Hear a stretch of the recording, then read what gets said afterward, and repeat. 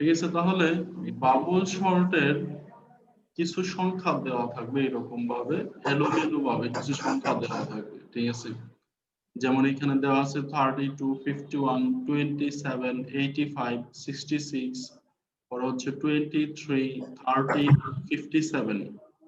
আচ্ছা, কার এখানে একটু নয়েজ হচ্ছে, অফ করে দাও। আমি যখন কথা বলবো তখন অডিওটা অন করলেই হবে।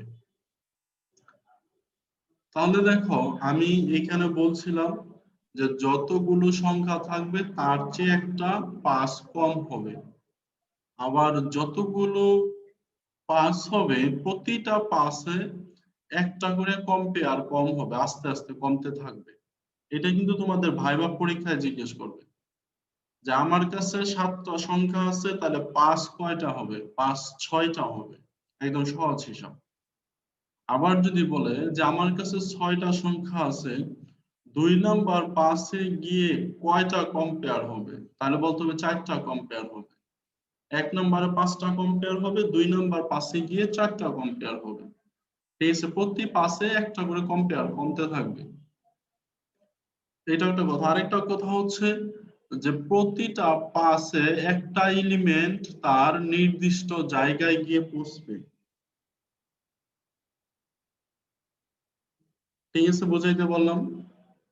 তাহলে দেখো, আচ্ছা আমার কথা শুনতেছো তো না? জি স্যার। জি স্যার। তাহলে পাস ওয়ানে দেখো, পাস ওয়ানটা হচ্ছে প্রথমে দুইটা সংখ্যা, আমরা বুঝাই দিই। প্রথমে দুইটা সংখ্যার মধ্যে কম্পেয়ার 32 এবং 51। এই দুইটার মধ্যে ছোটকে, ছোটটা কি করবে, সামনে চলে আসবে। ঠিক আছে, তাহলে 32, 51।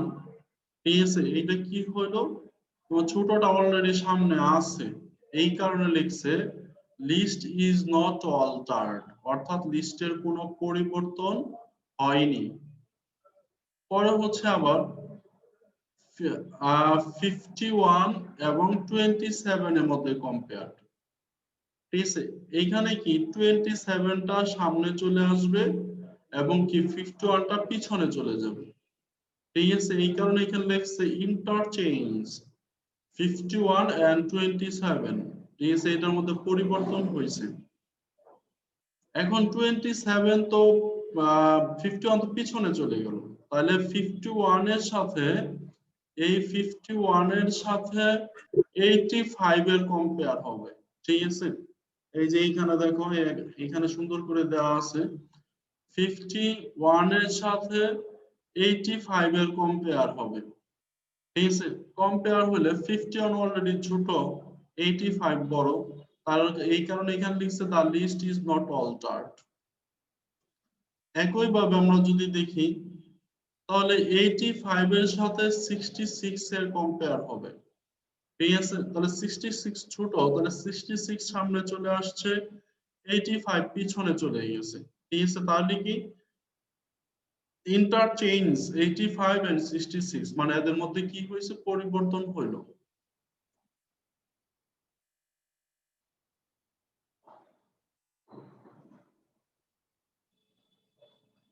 এখন আমরা নেক্সট স্লাইডে যদি আসি, তাহলে আমরা যদি খেয়াল করি আমাদের এখন 23, 66 তো সামনে চলে গেছে, 85টা পিছনে চলে আসছে, তাহলে 85 এর সাথে 23 এর কম্পেয়ার হবে। তাহলে আমরা এখানে দেখতে আছি 23 হচ্ছে ছোট, 85 হচ্ছে বড়, তার মানে কি এদের মধ্যে কি হয়েছে, পরিবর্তন হয়েছে, ইন্টারচেঞ্জ হয়েছে। ঠিক আছে, পরে হচ্ছে আবার দেখো, যেহেতু পরিবর্তন হয়েছে, তাহলে আবার এই 13 এবং 85 এর মধ্যে কম্পেয়ার হবে। এই দুইটার মধ্যে কম্পেয়ার হলে আমরা দেখতেছি 13টা সামনে চলে যাবে, 85টা পিছনে চলে যাবে। সেম একইভাবে পরে 85 এর সাথে 57 এর কম্পেয়ার হবে, 57টা সামনে চলে আসবে এবং 85টা পিছনে চলে যাবে। এখন আমরা দেখি এখানে কম্পেয়ার, কতগুলো কম্পেয়ার হয়েছে, আমার কয়টা ডেটা ছিল, কয়টা এলিমেন্ট ছিল। আমার এলিমেন্ট ছিল 1টা, 2টা, 3টা, 4টা, 5টা, 6, 7, 8। আমার কম্পেয়ার হয়েছে কতগুলো, আমরা একটু যদি খেয়াল করে দেখি, তাহলে কম্পেয়ার হয়েছে এখানে হচ্ছে 4টা আর এখানে 3টা 7টা। বুঝাইতে পারলাম? আমরা বলছিলাম যে প্রথম ধাপে একটা কম্পেয়ার কম হবে, মানে যতগুলো সংখ্যা থাকবে তার চেয়ে একটা কম পাস হবে,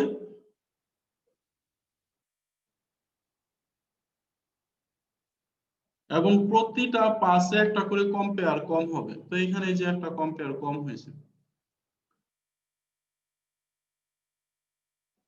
তাহলে দেখো এখন নতুন যে আমি লিস্ট পাইছি এই লিস্টটা কিন্তু এইরকম।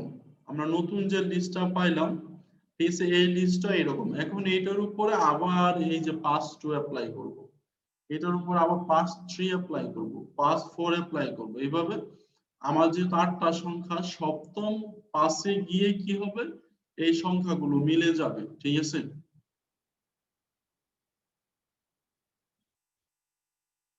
দেখো তাহলে পাস 2 তার লিখে নাই, তোমাদের পরীক্ষা হলে লেখার প্রয়োজন নাই, জাস্ট খালি ভাবে দাগ দিয়ে আসলেই হবে। ঠিক আছে?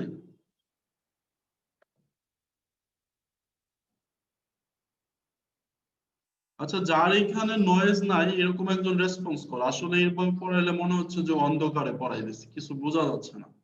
একজনের অডিওটা অন রাখো যার এখানে নয়েজ নাই আর কি, আউটসাইডে নয়েজ নাই এরকম।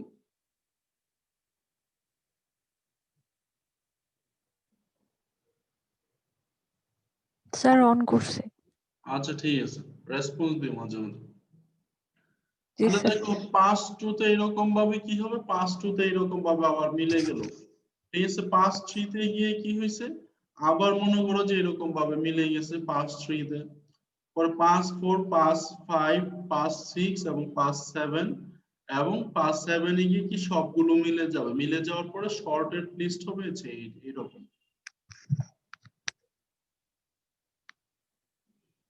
এখন এই যে শর্টেজ লিস্টটা যে হইলো, ঠিক আছে, তাহলে আমরা এটাকে কি বলতে পারি? বাবল শর্ট কি করে, এলোমেলো সংখ্যাগুলাকে সাজায়। সর্ট, সর্ট মানে হচ্ছে সাজানো। সর্ট মানে কি? সাজানো, সর্টিং করো। এই সর্টিং করো, কাজগুলোকে সর্টিং করো মানে কাজগুলোকে সাজাও। ঠিক আছে? এটা হচ্ছে এই যে সর্টিং করে ফেললাম। এখন আসো এইটার অ্যালগরিদমে। ঠিক আছে? আমরা যেহেতু আগে এক্সাম্পলটা একটু পড়ছি এই কারণে আমরা অ্যালগরিদমটা এখন বোঝার ট্রাই করব। ঠিক আছে? তো আমার এখানে আমরা একদম এ টু জেড সব বোঝার ট্রাই করব। ঠিক আছে? কোনো কিছু না বুঝলে অবশ্যই কোশ্চেন করব, স্যার এই জিনিসটা বুঝি নাই। তাহলে এই প্রোগ্রামটার নাম হচ্ছে বাবল সর্ট। তাহলে বাবল ডাটা এন, এখানে একটা ফাংশন কল করছে। ডেটা মানে হচ্ছে যে আমরা যে 8টা এলিমেন্ট নিলাম, ঠিক আছে, যতগুলো ডেটা নিয়েছি। আর এন মানে হচ্ছে 8। ঠিক আছে?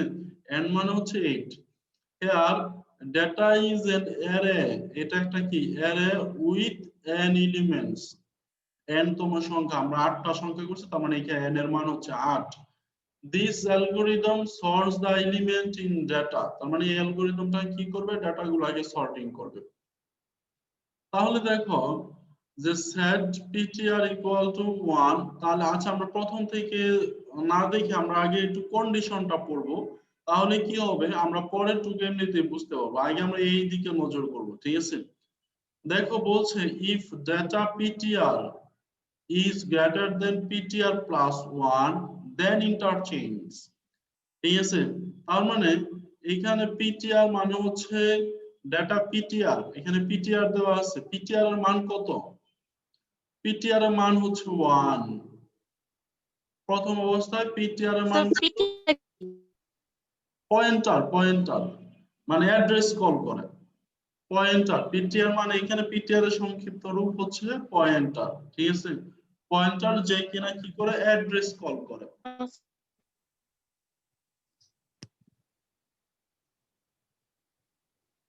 তাহলে দেখো এখানে ptr মানে হচ্ছে এখানে 1। ঠিক আছে? যেহেতু আমরা বলে দিছি প্রথমে যে ptr ইকুয়াল টু কত, 1। আর ডাটা ptr প্লাস 1 মানে হচ্ছে 2। তাহলে কি করবে, 1 নাম্বার সংখ্যার সাথে 2 নাম্বার সংখ্যার কম্পেয়ার করবে। এখন যদি আমরা আরেকটু এক্সাম্পলের দিকে যাই,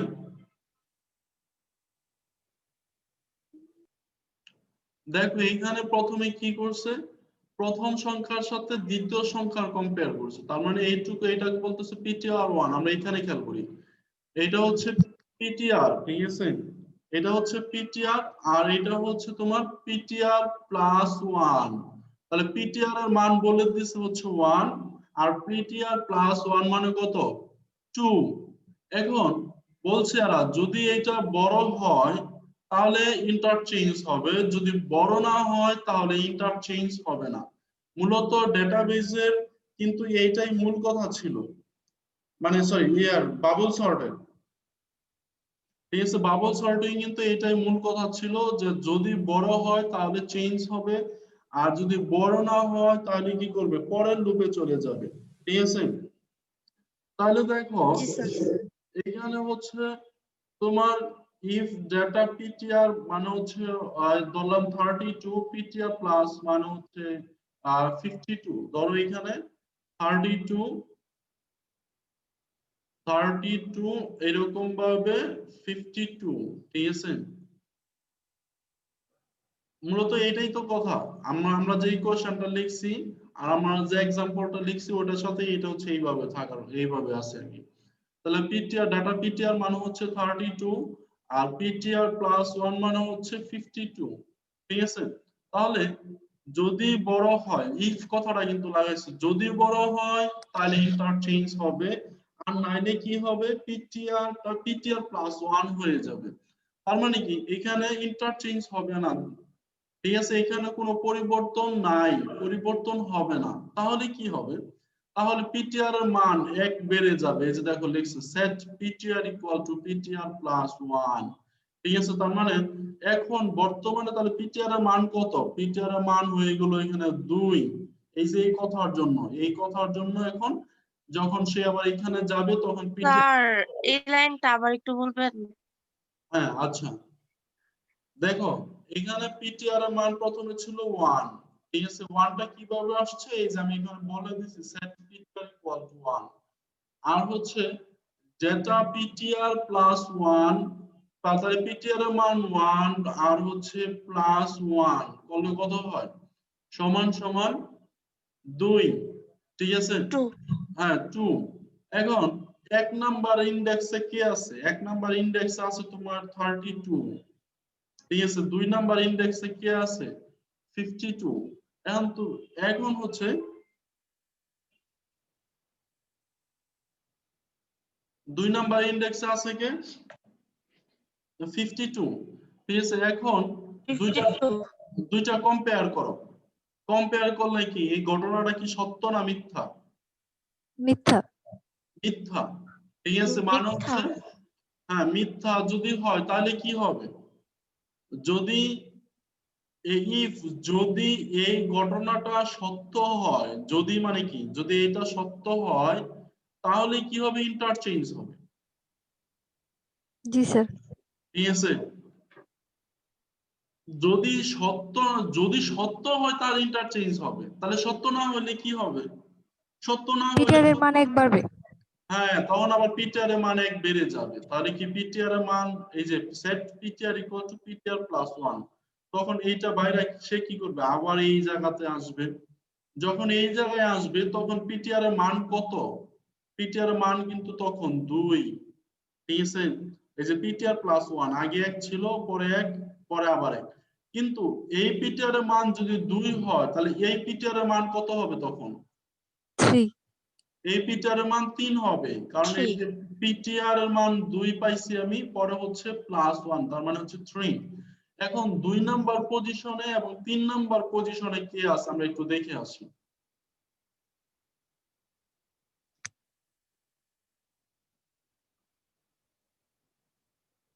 দেখো 2 নাম্বার পজিশনে হচ্ছে 51 আর 3 নাম্বার পজিশনে হচ্ছে 27।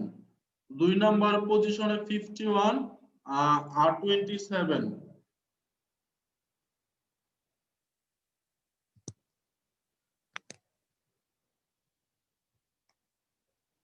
ঠিক আছে। তার মানে এখানে হচ্ছে এই প্রথমটা তো হচ্ছে 51, ঠিক আছে, এখানে হচ্ছে 51 আর হচ্ছে 27।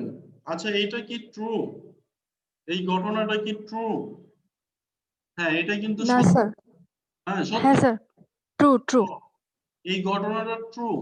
ঠিক আছে, তাহলে 51 জি বড়, স্যার। যদি বড় হয় তাহলে ইন্টারচেঞ্জ হবে।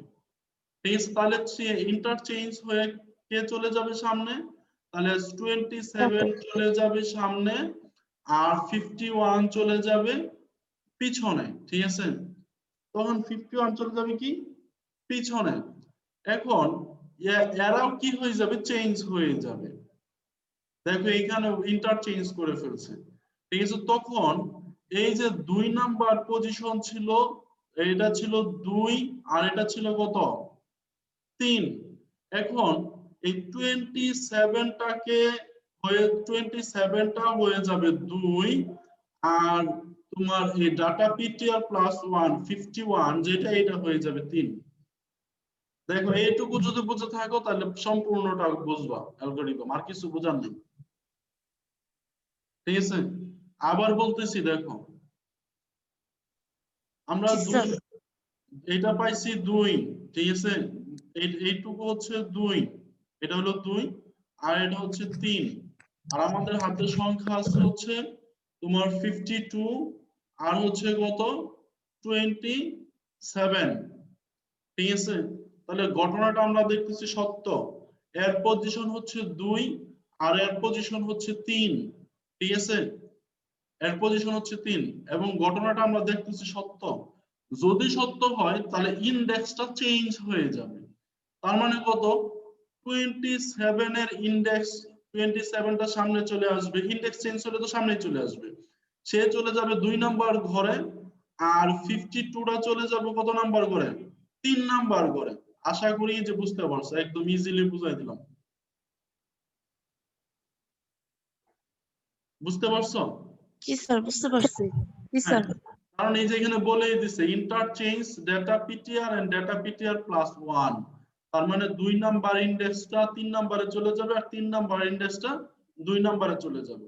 যাওয়ার পরে সে কি করবে, পিটিআর এর মান আরেকবার হবে।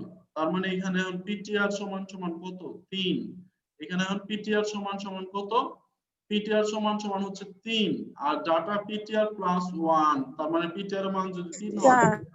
পিটিআর প্লাস 1 এর মান হচ্ছে 4। ঠিক আছে, এখন আমরা আবার ওই ইসের মধ্যে যে এক্সাম্পলে যাই, দিস এক্সাম্পলে গিয়ে দেখবো এদের মধ্যে চেঞ্জ নাই, নট ইন্টারচেঞ্জ হয়তো। আচ্ছা দেখি আসি আমরা। ঠিক আছে, দেখো এদের মধ্যে পরিবর্তন হয় নাই, এদের মধ্যে পরিবর্তন হয়েছে হচ্ছে তোমার 51টা পিছনে 3 নম্বরে চলে গেছে আর হচ্ছে 85। তার মানে এদের মধ্যে কোনো ইন্টারচেঞ্জ নাই। ঠিক আছে, এদের মধ্যে কোনো ইন্টারচেঞ্জ যদি না থাকে তাহলে কি হবে, পিটিআর এর মান কি করবে, বৃদ্ধি পায় যাবে শুধুমাত্র, আর কোনো কাজ নাই। ঠিক আছে, তাহলে এটা হচ্ছে তোমার বর্তমানে হচ্ছে এটা হচ্ছে 3 আর এটা হচ্ছে 4। ঠিক আছে, আর 3 4 আমরা সংখ্যা জানি কত দেখলাম 51 85। তাহলে হচ্ছে 51 আর হচ্ছে তোমার 85, 51 85। তাহলে এটা হচ্ছে ফলস। যদি ফলস হয় তাহলে সে ইন্টারচেঞ্জ করবে না, আর ইন্টারচেঞ্জ করবে না, সরাসরি কি পিটিআর এর মান বেড়ে যাবে। তাহলে পিটিআর এর মান বেড়ে গেলে এই পিটিআর সমান সমান তখন কত হয়ে যাবে, পিটিআর এর মান হয়ে 4।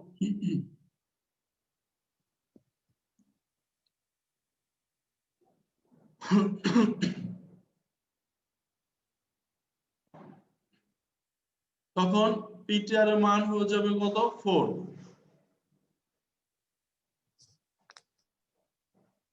এই পিটিআর এর মান হচ্ছে তখন 4 আর এটার মান হয়ে যাবে কত 5। তাহলে 4 5 এ কত কত আছে, এটা হচ্ছে তোমার 85। ঠিক আছে, 4 এ আছে 5, 4 আছে 85, 5 এ হচ্ছে তোমার 66 আছে। ঠিক আছে, এই ঘটনাটা কি ট্রু, সত্য। তাহলে কি হবে, এই যে পরিবর্তন হয়ে গেল, তাহলে পরিবর্তন হয়ে কি হয়ে যাবে, ইনডেক্স চেঞ্জ হয়ে যাবে। তাহলে এইটার ছিল 4, এইটা হয়ে যাবে 5। ঠিক আছে, আর হচ্ছে তোমার 66 ছিল হচ্ছে 4, 66 হয়ে যাবে কত 4।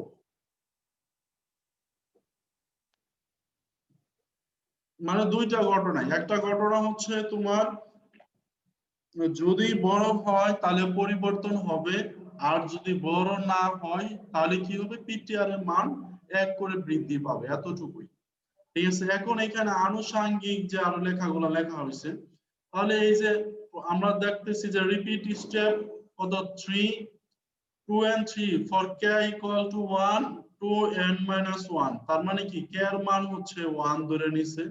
ঠিক আছে, এই যে রিপিট তুমি আমরা যে স্টেপ গুলা চালাইছি এখানে, ঠিক আছে, k এর মান 1 ধরছে, আর হচ্ছে এটা চলতে থাকবে কত n minus 1 পর্যন্ত। তার মানে আমি যদি 7টা ডাটা নেই, আমার এখানে 8টা ছিল, তাহলে 7টা ডাটা নিলে 6টা পাস হবে, এই যে এইটাই হচ্ছে n minus 1। ঠিক আছে, আর কে এর মান 1 ধরে নিছে, আর হচ্ছে তোমার পিটিআর এর মান 1 ধরে নিছে। এটা হচ্ছে ইনিশিয়ালাইজ, আমরা যে অ্যালগরিদম সিতে করি না, উপরে লিখে দেই, ডিক্লেয়ার করে দেই। ঠিক আছে, ওই রকম আর কি।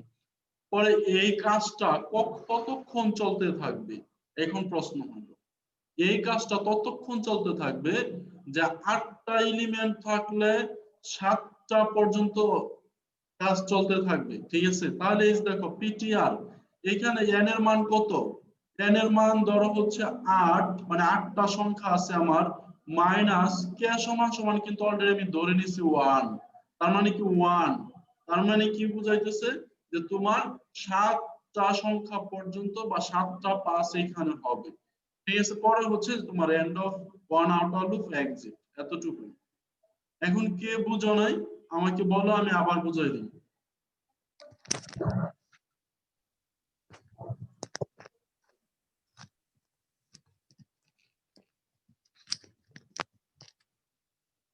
কেউ বুঝো না এরকম আছে? অনন্যা বুঝছো?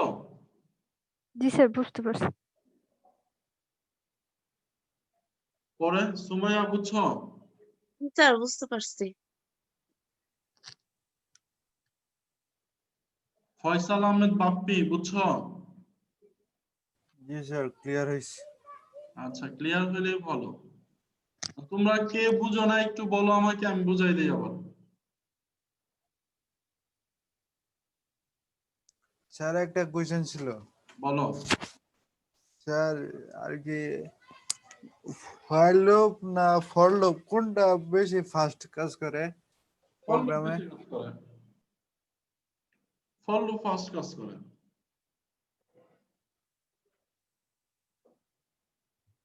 হ্যাঁ, এখন যদি তুমি বলো যে কোনটা আগে শেষ হয়ে যায়, তাহলে হোয়াইল লুপ আগে শেষ হয়ে যায়।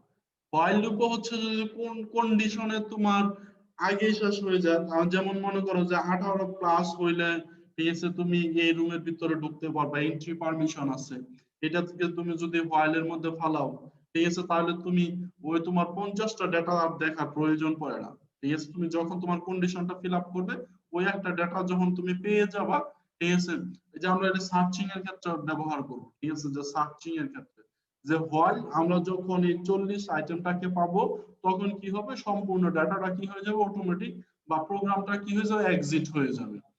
এই ক্ষেত্রে তুমি চিন্তা করতে পারো যে হোয়াইল লুপ ফার্স্ট। ঠিক আছে, কিন্তু তুমি যদি বলো যে সবগুলো ডেটা অ্যাক্সেস করে, ঠিক আছে, অ্যাক্সেস করে আমাকে যদি আনসার দিতে বলেন, তাহলে অবশ্যই ফর লুপ, কারণ ফর লুপের সবগুলো মান হচ্ছে একই রকম। সবচেয়ে বড় কথা, এটা একটা অ্যারে, ঠিক আছে, হোমোজিনিয়াস ডাটা টাইপ। যদিও হোয়াইল লুপে হোমোজিনিয়াস ডাটা টাইপ থাকে, কিন্তু তারপরে ওটার মধ্যে ডিফারেন্স কিছু আছে। ফার্স্ট কাজ করলে ফর লুপ, আর যদি বলো যে ফর লুপ এবং হোয়াইল লুপের মধ্যে ঠিক আছে কোনটা আগে শেষ হয় বা আগে শেষ হওয়ার সম্ভাবনা থাকে, তাহলে হচ্ছে হোয়াইল লুপ। কারণ ফর লুপ সবগুলো কাজে করবে সে, একদম মনে করো ইচ এন্ড এভরি এলিমেন্ট সে কি করবে, ভিজিট করবে। আর হচ্ছে ফর লুপে হচ্ছে, হোয়াইল লুপে হচ্ছে সে যখন তার মূল উপাদানটা পেয়ে যাবে, খুঁজে পাবে, ঠিক আছে, ওই মুভমেন্টে সে কি করবে, তার প্রোগ্রামটাকে টার্মিনেট করবে। এটাই হচ্ছে ডিফারেন্স। জি স্যার, ক্লিয়ার হইছে। আচ্ছা, আমার মনে হচ্ছে তোমাদের এই বাবল সর্টের অ্যালগরিদম নিয়ে আর কোনো কনফিউশন নাই। ঠিক আছে, এখন দেখো এই কোশ্চেনটা দুইবার আসছিল আর কি। ঠিক আছে, তোমার এখানে বলা আছে যে using the bubble sort algorithm find the number c of comparisons and the d number of integers with alphabetize the and 6 letter in people পিপলটাকে তোমার কি করতে বলছে ওই যে অক্ষর অনুযায়ী সাজাইতে বলছে অক্ষর অনুযায়ী সাজাইতে বলছে মানে অক্ষরের যে সিকোয়েন্স গুলো আছে A B C D F G এই যে সিকোয়েন্স আছে ওই সিকোয়েন্স অনুযায়ী তোমার পিপলটাকে সাজাইতে বলছে এটাই হচ্ছে তোমার আর কি মূলত প্রবলেম ঠিক আছে এই প্রবলেমটার সলিউশন এখানে করা আছে তোমরা দেখতেছো আর তোমাদের বই এটা আছে যদি বই কিনে থাকো আর নাইলে স্ক্রিনশট দিয়ে রাখো তারপরেও তো তোমাদের কাছে তোমাদেরকে এইগুলা ফাইল দেওয়া হয়েছে না জি স্যার 4টা দেওয়া হয়েছে স্যার হ্যাঁ দেওয়া হয়েছে তাইলে ওইখানে দেখবা যে এটা আছে ঠিক আছে চ্যাপ্টার 4 আছে ওইখান থেকে পড়ে নেবে এটা সহজ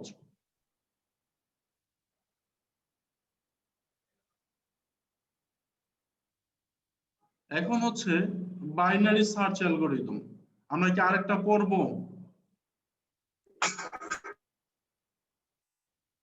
নাকি মাথা গুলাই যাবে বলো তোমাদের উপরে ডিপেন্ড করবে স্যার সিম্পল কিছু পড়াইলেন এটা সিম্পল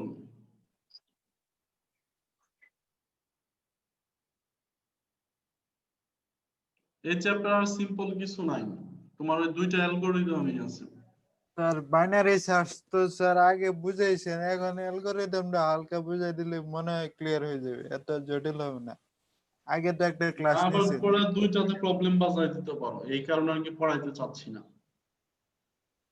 জি স্যার কালকে আবার বাইনারি সার্চের এক্সাম্পলটা বুঝায়া পরে হচ্ছে অ্যালগরিদমটা বুঝাইতো মূল উদ্দেশ্য হচ্ছে অ্যালগরিদম বোঝানো ঠিক আছে অ্যালগরিদমটা পড়ে আর কি মাথাটাকে আগের অবস্থানে নিয়ে আসা আর কি এইটাই স্যার বাবল শর্টের অ্যালগরিদমটা কি আসতে পারে পরীক্ষায় মোস্ট ইম্পর্টেন্ট দুইটা অ্যালগরিদমই খুব ইম্পর্টেন্ট এখান থেকে আমি চ্যাপ্টারে বলে দিই তোমার কি কি আসে প্রথম এইটুকুর মধ্যে আসে হচ্ছে যে what do you mean by linear array representation of linear array in memory একদম কমন কোশ্চেন এই যে এইটুকু representation of linear array in memory what do you mean by linear array representation of linear array in memory এই মেমোরিতে কিভাবে linear অ্যারেটাকে represent করে এটা একটা পরে হচ্ছে তোমার এই যে এই ম্যাথটা যে কত কত সালে আসছে হিসাব ছাড়া এই যে এই ম্যাথটা আসবে তারপরে হচ্ছে তোমার ট্রাভার্সিং লিনিয়ার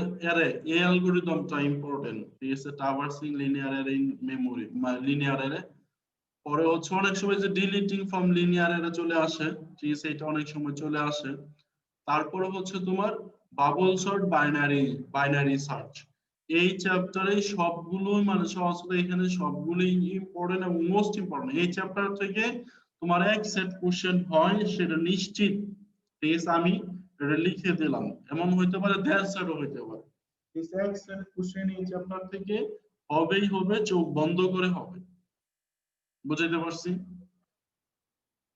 সবাই একটু হাত তুলো তো দেখি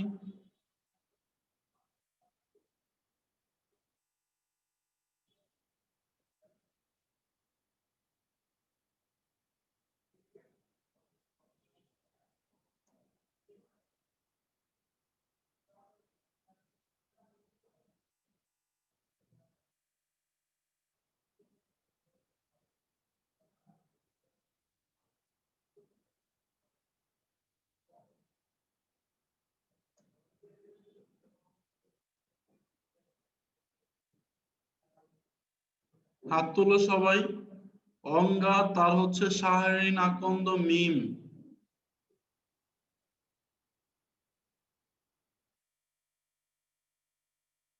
ওকে ঠিক আছে এটা একটা স্ক্রিনশট নাও আচ্ছা স্যার মোবাইলে যারা এই ক্লাস করতেছে তারা সবাই একটা স্ক্রিনশট নাও এটা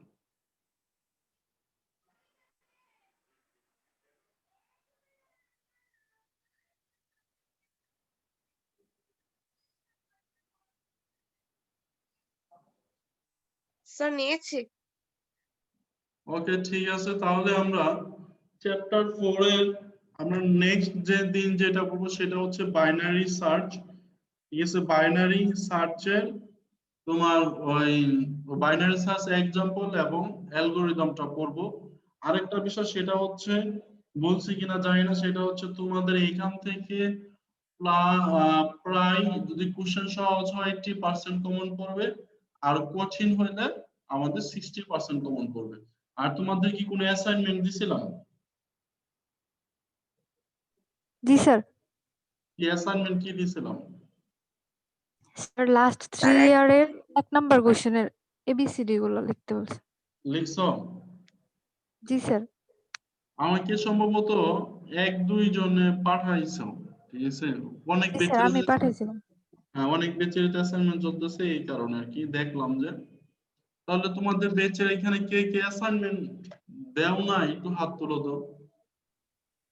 হাত নামায়, স্যার আমি দেই নাই। হাত নামায়, আগে হাত নামাও। লো তোমার যে হ্যান্ড রেইজের জায়গায় লোয়ার হ্যান্ড আছে দেখো, হাত নামাও, হাত নামায় পরে তুলো।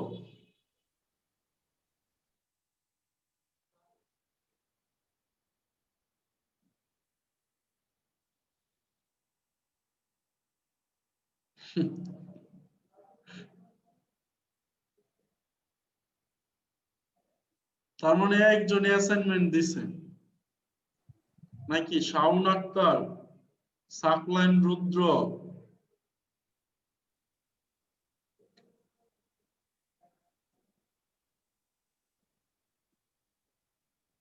আচ্ছা অ্যাসাইনমেন্ট না দিলে হবে কি হবে জানো? অ্যাসাইনমেন্ট না দিলে হবে হচ্ছে তোমার যে প্রবলেমটা হবে সেটা হচ্ছে তোমাদেরকে যদি আমাদের বলে যে আচ্ছা আপনাদের পরীক্ষা নেওয়া সম্ভব না, আপনাদের এখানে যে অ্যাসাইনমেন্ট গুলা নেওয়া হয়েছে বা যে আপনারা ক্লাস গুলা করছেন যে উপস্থিতি আছে তার উপরে ভিত্তি করে আমাদেরকে একটা মার্কস দেন, তখন আমরা কি করব বলতো? এই কারণেই হচ্ছে তোমাদেরকে অ্যাসাইনমেন্টটা দেওয়া। আরেকটা কারণ হচ্ছে তোমরা যখন এভাবে 3টা সালের 1 নাম্বার সেটটা সলিউশন করবা, পরের সালগুলোর হচ্ছে 2 নাম্বার সেট সলিউশন করবা, এইভাবে করতে করতে কি হবে, তোমরা এক সময় একদম ভালো হয়ে যাও, মানে ভালো এই সাবজেক্টে একটা ভালো স্কোর নিয়ে আসতে পারবে। আমার সাবজেক্ট গুলাতে এই যে মাত্র এক স্টুডেন্ট আসছে, ইন্ডিপেন্ডেন্ট বাংলাদেশ, এটা তো তোমাদেরকে পড়াইছিলাম আমি। হ্যাঁ পড়াইছি, ঠিক আছে? আগের ব্যাচে যে পড়াইছি ইন্ডিপেন্ডেন্ট বাংলাদেশ, ওরাতে 3 পাইছে, ছেলে এসে বলছে স্যার আমি 3 পাইছি বাংলা। তাহলে বিষয়টা হচ্ছে যে আমি আসলে যা পড়াবো তাই পরীক্ষায় আসে। এখান থেকে তুমি যদি সাজেশন বানাইতে যাও তাহলে লস করবা, কারণ আমি নিজেই সাজেশনের মতো করে পড়াই। দেখো আমি কিন্তু বেশি কোশ্চেন পড়াই না, আমি কিন্তু এরকম দুমসে 10-12টা 20টা কোশ্চেন একসাথে পড়াই ফেলি। আমি কিন্তু খুব ছোট ছোট আস্তে ধীরে কম কম করে পড়াই, যাতে তোমরা ইজিলি মানে গ্র্যাপিং করতে পারো, পড়তে পারো, ঠিক আছে? আর লিখতে পারো। এই কারণে তোমাদের খুব ছোট্ট একটা দিছি, এইটা তোমরা মানে সমাধান করো। আর নেক্সট ক্লাসে থাকবে হচ্ছে কোন কোন ক্লাসে দিছে না, মানে কোন স্যার স্যার আগের লাস্ট ক্লাসে। লাস্ট ক্লাসে না না কোন কোন ইয়ারের দিছি? স্যার লাস্ট 16 দিন 17 মানে 19 16 18 ছিল 17 না 18 19 ছিল না, আচ্ছা 19 করছো, সমস্যা নাই। কেউ যদি মনে করো 14 15 16 করবা, এইভাবে করবা, আমার কোনো এক্সকিউজ নাই।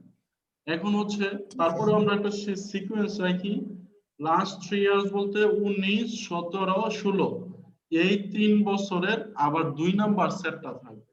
ওই নিচে যেটা লিখছো এটা হচ্ছে 2 নাম্বার সেটটা লিখবা। আরেকটা হচ্ছে জিনিস, মেইল করার সময় ভিন্ন ভিন্ন জায়গা থেকে মেইল করবো না, তাহলে কি হয়, তোমার নামটা যখন আমি খুঁজে পাই, সার্চ দিতে হয় তো, যখন নামটা খুঁজে পাই তখন আমি একটা প্রবলেমে পড়ি, সেটা হচ্ছে যে তোমার নামে ওই প্রথম চ্যাপ্টার দ্বিতীয় চ্যাপ্টার এইরকম করে মেইল থাকে। আমি মেইলের সিস্টেমটা তোমাদেরকে দেখাই দিই একটু, এটা তোমাদের আসলে শেখা দরকার। মানে একটা মেইলের ভিতরেই, ঠিক আছে, একটা মেইলের ভিতরেই তোমার সবগুলো ফাইল থাকবে, এরকম একটা প্রসেস করতে হবে।